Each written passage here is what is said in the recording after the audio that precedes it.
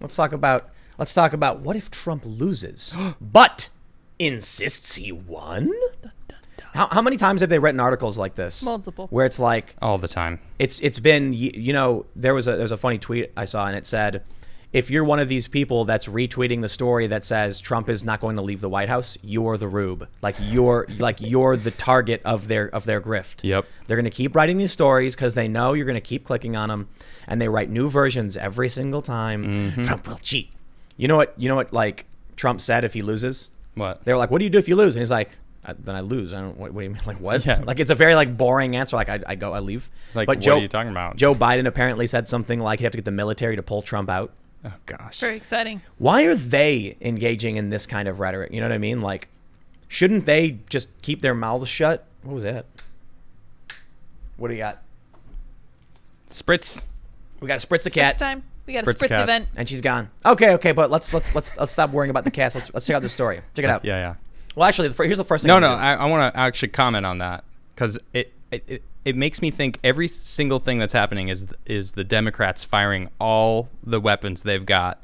That's why Biden's saying something, because they are in a corner with every single blade out, throwing him in every direction, like fire everything. Ah! Biden's like, he's gonna cheat. Trump's like, no, I'd leave. What are you talking about? Well, I'll walk out of the White I'd House. like to Like, retire. what? Here's What other but- options do I have? So It's look. yeah.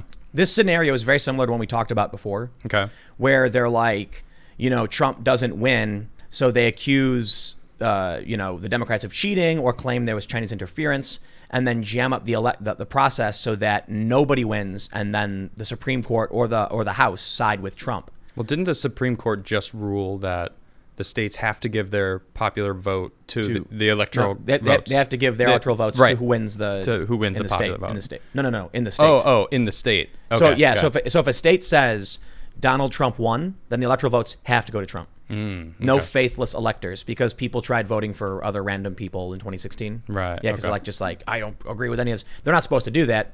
Now, interestingly, I mean, the Electoral College vote is a remnant of the olden days. Yeah. That one of the features of the Electoral College was that you'd send electors to be like, here's what our state has chosen. Right. So when the state voted for something, the elector represents that state. So that still makes sense. For a lot of other reasons, the Electoral College is all about proportional representation. Right. And then, we negotiate the power based on the population. So you have your senators plus your plus your congressmen. So it's the Electoral College, in my opinion, is a very, very, very important structure. Okay.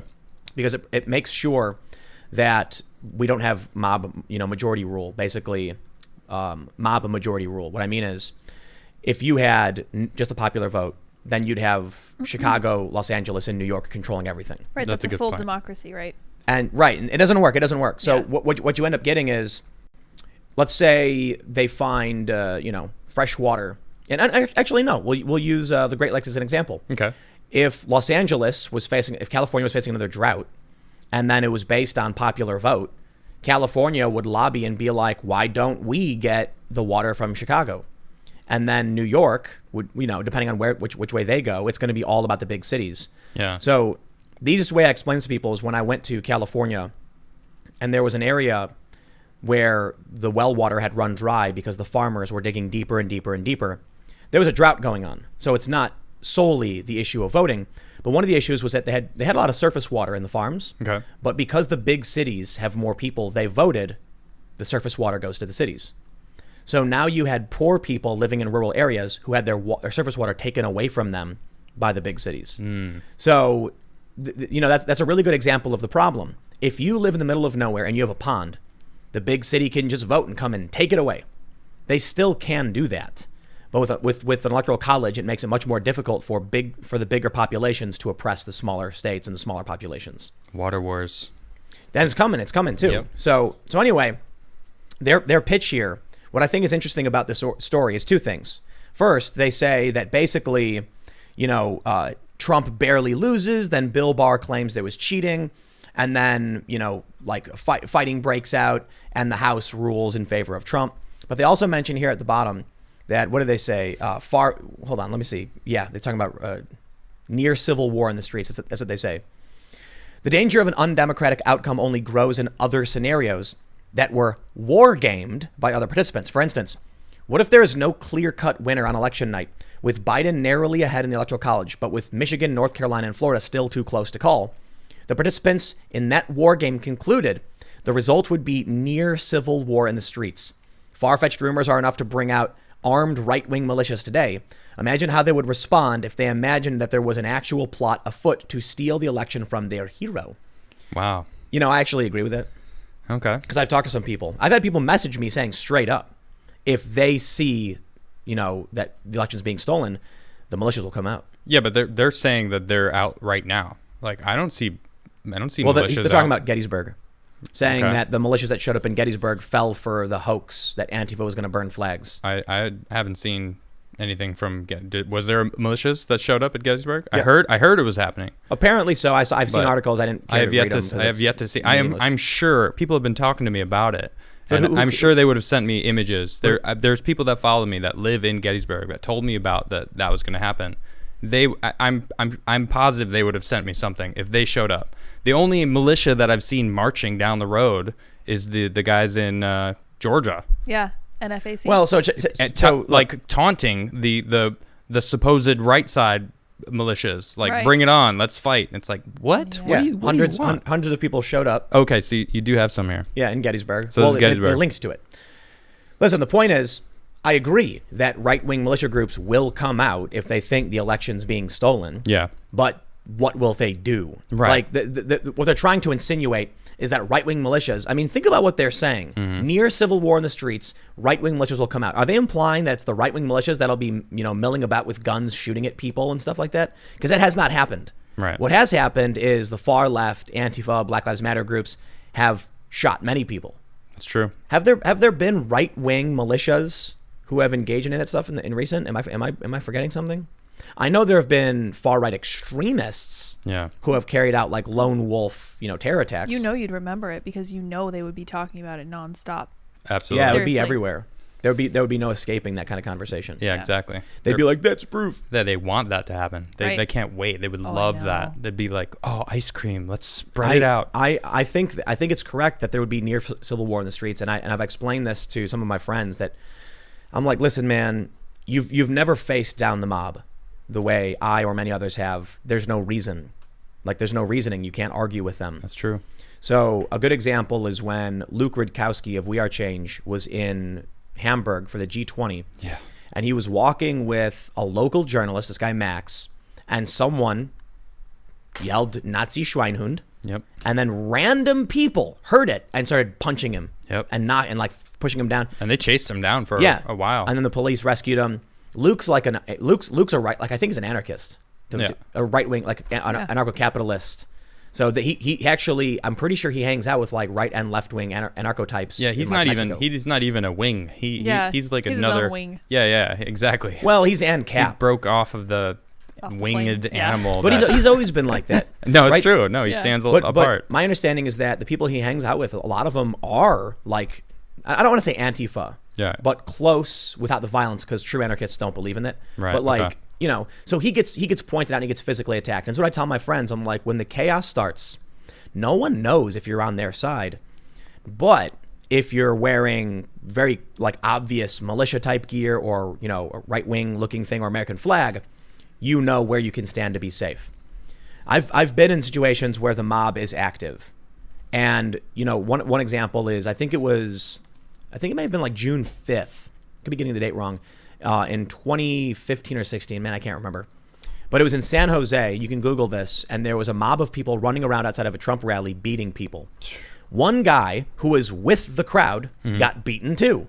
No, And he was like, "What? Why did everybody start hitting me?" And I'm like, because it's a mob that you Yeah, you there's can't no- control a mob. yeah. So I've been talking to, you know, some of my more lefty friends, and I'm like, listen, I'm telling you, I know you. When this happens, I know which side you'll be on, and you're not going to be on the side of the left wingers. You're not. You think you might be, but you won't be. You might be running around with them, but the moment it gets crazy, you'll be standing behind the right wing militias in minutes.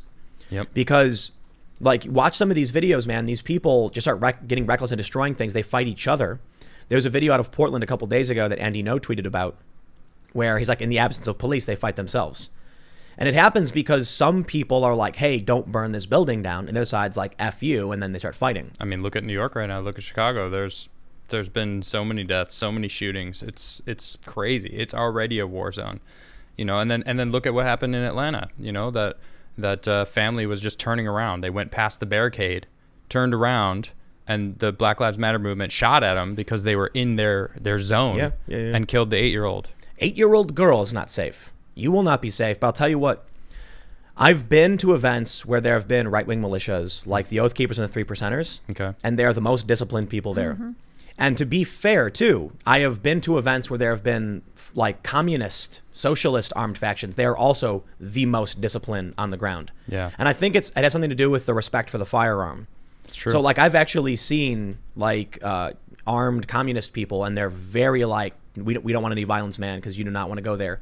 But then you have these young people who are just violent and angry. Mm-hmm. So, you know, typically I think one of the funnier stories is that when I was in Ferguson, the Oath Keepers were there, and a bunch of these Black Lives Matter activists were yelling at them like, what are you doing? And then they were like, we're here to make sure everyone stays safe. And they're like, the only problem we have is the police. And they're like, we know. That's why we want to make sure everyone stays safe. And they're like, wait, what?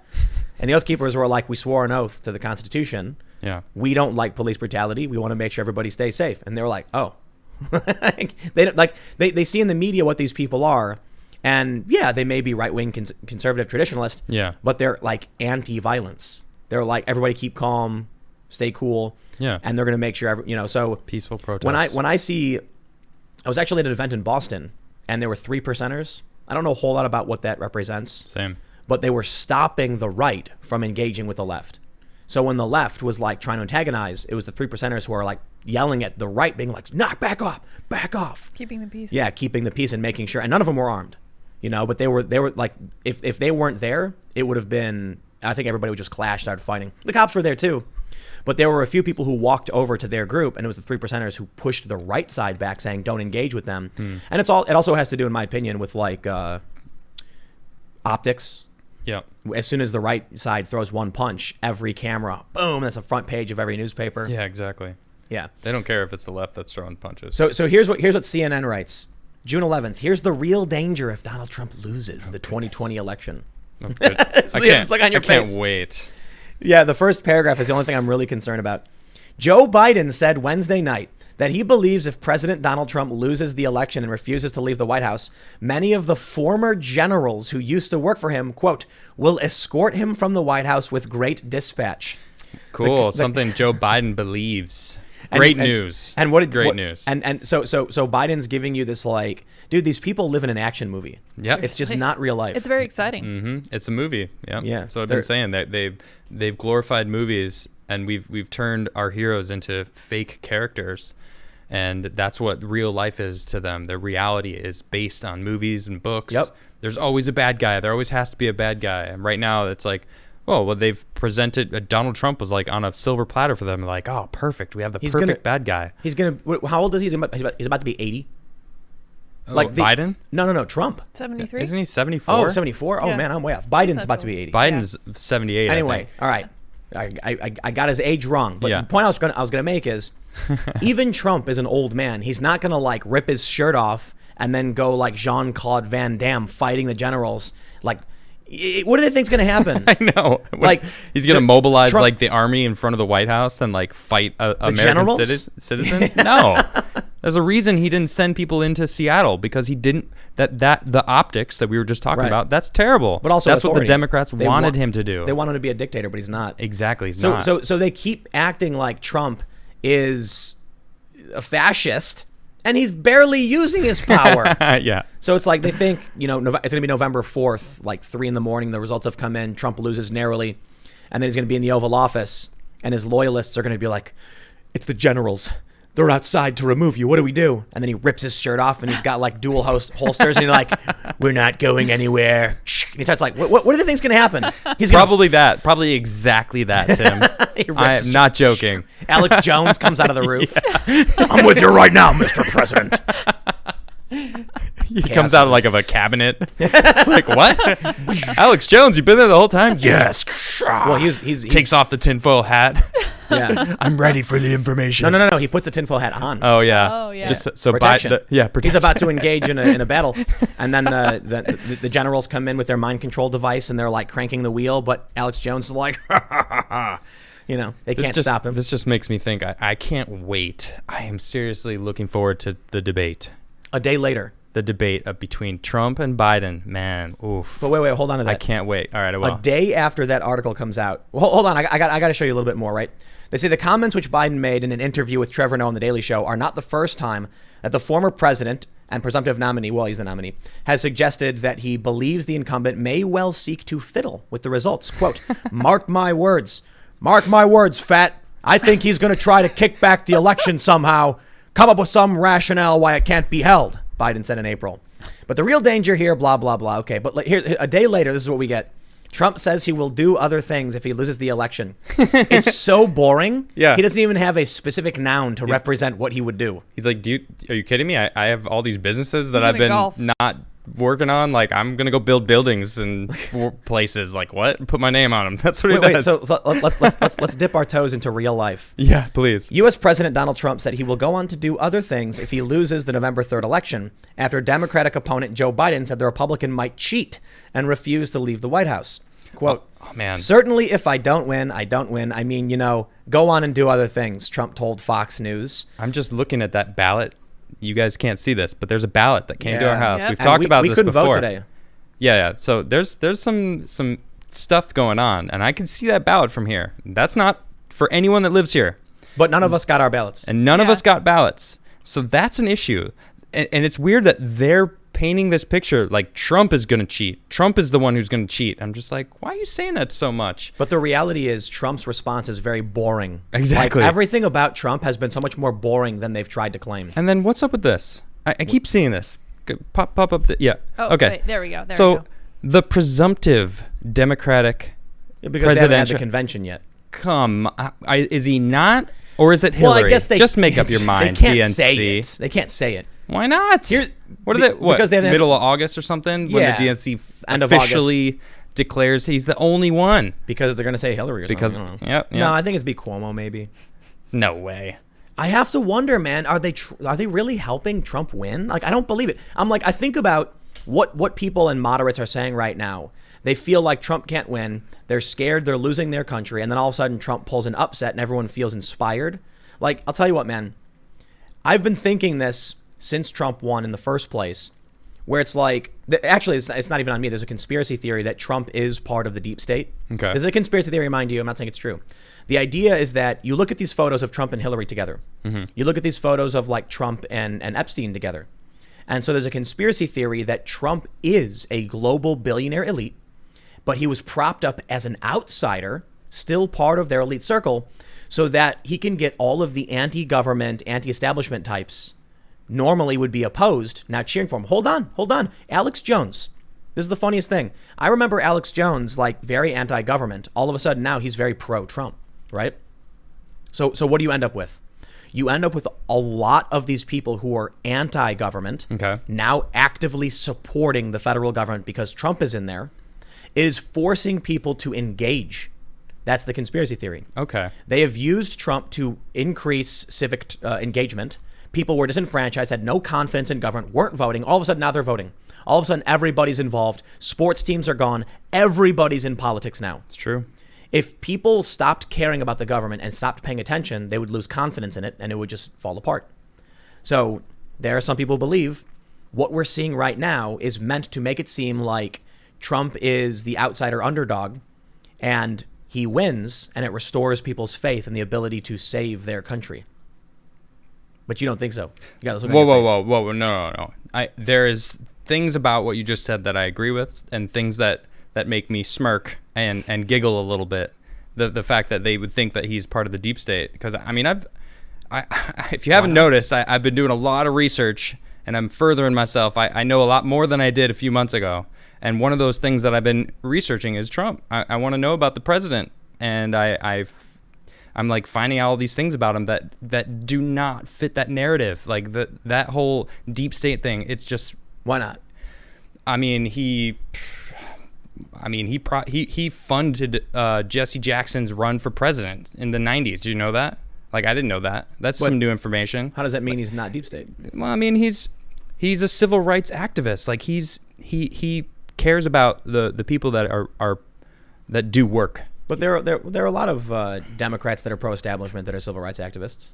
Yeah, I don't know.